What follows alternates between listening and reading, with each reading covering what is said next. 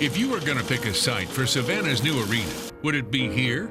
The city recognizes that if we just drop a brand new arena on the spot alone, that project will fail. There's a lot you don't know about the site, but you're fixing to. This sort of area got left behind. And just after World War II, a Georgian started a program that he hoped would prevent future bloodshed. That story on WTOC Prime.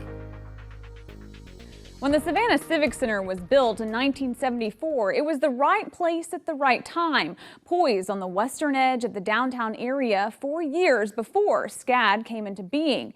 But the consensus is that its good days are behind it. Now, the question of where its replacement should be built involves not just the location of an arena, but where Savannah's future is headed.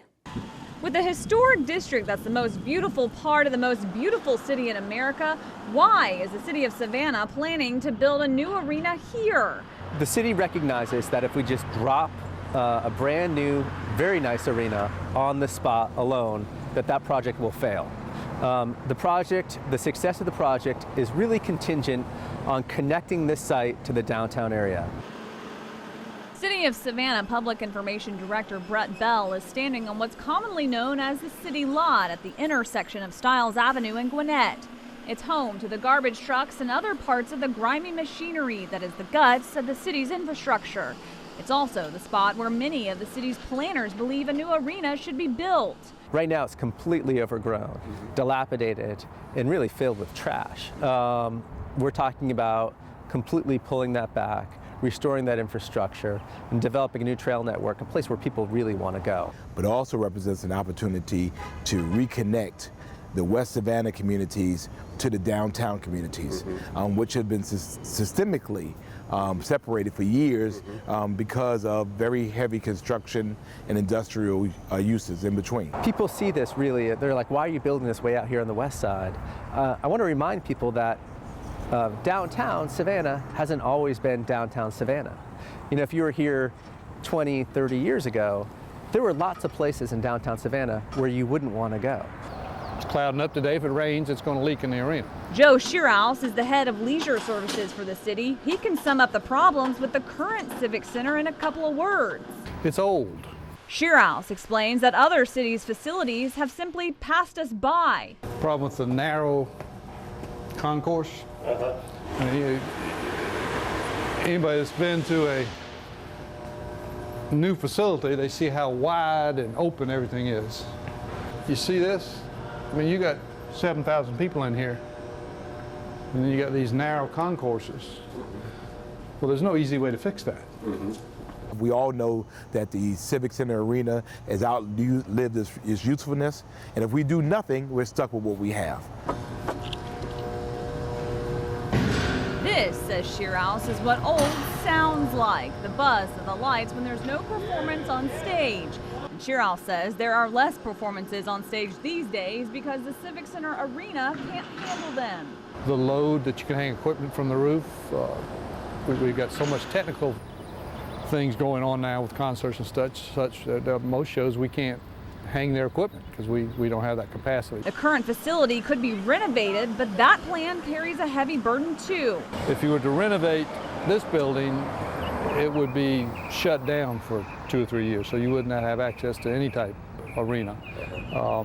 And I think what would be the best process would be to tear down the whole inside of it, just start all over with a shell of a building and rebuild starting over, and then trying to figure out what we can do with the facade, the outside, that would blend in more with historic district, which would be very, very difficult, obviously. So. Ever since the Sandgnats discussed a stadium on the Savannah River Landing, that possibility has animated some of the discussion on where to locate the new arena, but that is private property. That's 50 acres of private property. The property owners have already poured in about somewhere between $50 and $70 million worth of infrastructure on that site to bring it to where it is right now. They're going to want to recoup their investment. It does not make sense to put it there, period. You don't put a municipal project in the middle of a tax allocation district because you lose the purpose of the tax allocation district. You lose the benefit of it. We'd be taking that property off the tax rolls if we build an arena out there.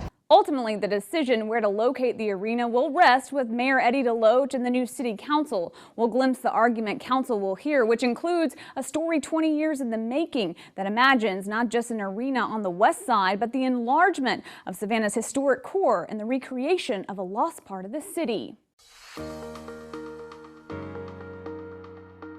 Savannah's canals once carried cotton from the interior of the state to the river and to the Central of Georgia Railroad, housed off of Louisville Road and what was then West Broad Street. The question before city leaders is whether that area can be brought back to a new life. This sort of area in between the west side neighborhoods and the central downtown really kind of got left behind. Anthony Cecile is an urban analyst with the Cecile architectural firm that had a hand in some of the planning that's shaping the thinking of the Canal District that's intended to connect a Gwinnett Street arena to the historic district. And so the planning for really 2 decades now has looked at this west side of the downtown and said there's an opportunity here to develop all these connections between our more established neighborhoods to the west and our central downtown, using a lot of this historic infrastructure. We look at this as sort of a linchpin between really the west side neighborhoods, which are very established and very historic, and the central historic downtown. The Oglethorpe plan, going all the way back to the early 1700s. So this area in between, historically, was really where all of the industry happened. This was really, what we're looking at right here is really the entrance into the Central Georgia Rail Complex, which was one of the largest antebellum rail complexes in the country, and now is a historic landmark district in its own right, even separate from the Central Landmark District. And so this area that we're sitting in right now, with the rail viaducts and the Springfield and the Ogeechee Canal coming together right here, this was how goods made their way to the port, for hundreds of years. The area Cecile refers to is the green space you see here, beginning at the city lot and extending up to MLK. We own all of the ancillary properties around it. So we own this parking lot across the street, we own property over there, we own property on the far side. We own a rail line that connects this property to really the visitor center right now, which will be transformed into a multi-use trail, wide, landscaped. It'll feel like a good place to go. We're developing a greenway along the canal. We own all that property between here and in the historic district. But really, if you were to take a car and drive out to this site, it does feel like a long ways away. But as the crow flies, it's really only about 1/3 of a mile to the historic district. It's really not that far away at all. The beauty of it is that we already own the land. We've already purchased the concrete site. We own the land in there. We own the land around the canal, so that's mitigated. The rest of it is just for the building and for the concrete and the things that go around that. So I do know that the price goes up every day we delay. This site has been was identified almost 20 years ago as a natural extension of the downtown area. This is one of the largest undeveloped properties in the downtown area, north of Victory Drive.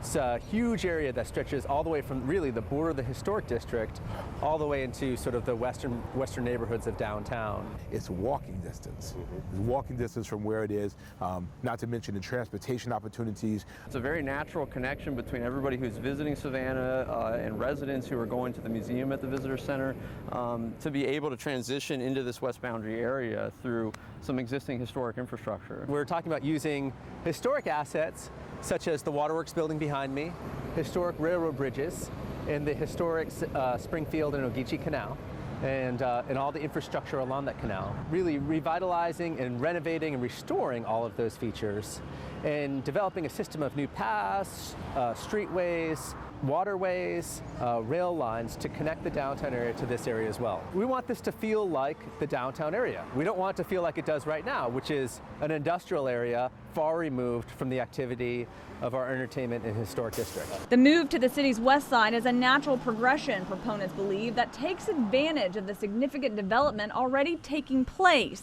If you look at all of the development action in the downtown area, it's all happening in the west side of downtown. We have 14+ million visitors that come here every single year, and they're in a very tight, confined space. What we're saying to people is Savannah is historic. It has opportunities beyond that. We need to expand that. It creates opportunities for more visitors.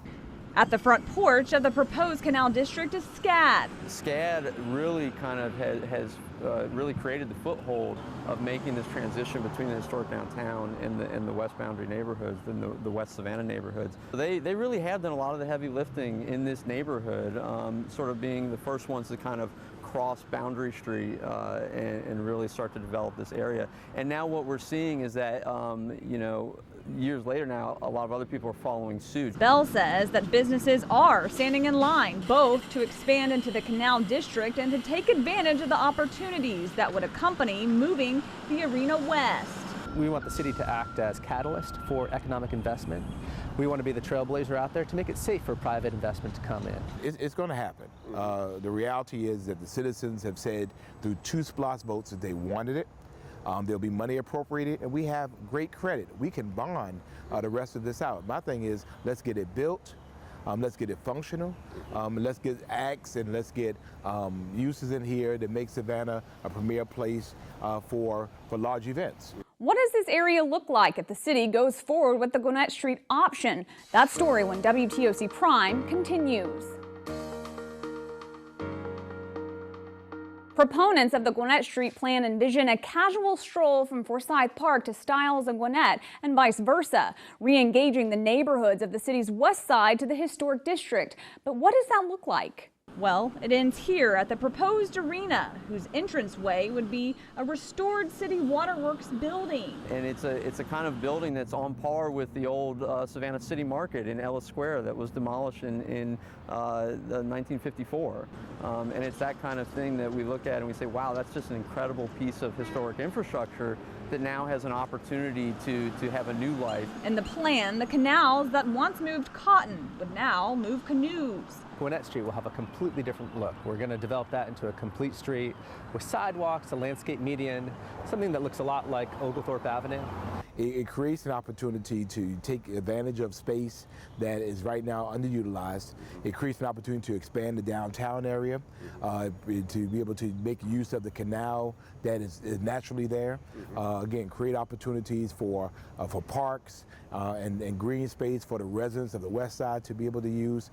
Part of our vision for that is to include kind of a west side Daffin Park. We all know about the congestion of Daffin Park. Well, this creates state-of-the-art fields for children on the west side to be able to play, for games to be able to be held. So although it has commercial benefit, there is also a local benefit there. And not to even mention that this gateway of Stiles Avenue and Gwinnett Street now gets beautified. It gets expanded, and now it's an opportunity for those residents to finally feel very, very happy about people coming into that area, because now we've gotten the beautification and we're using this SPLOST money to do it.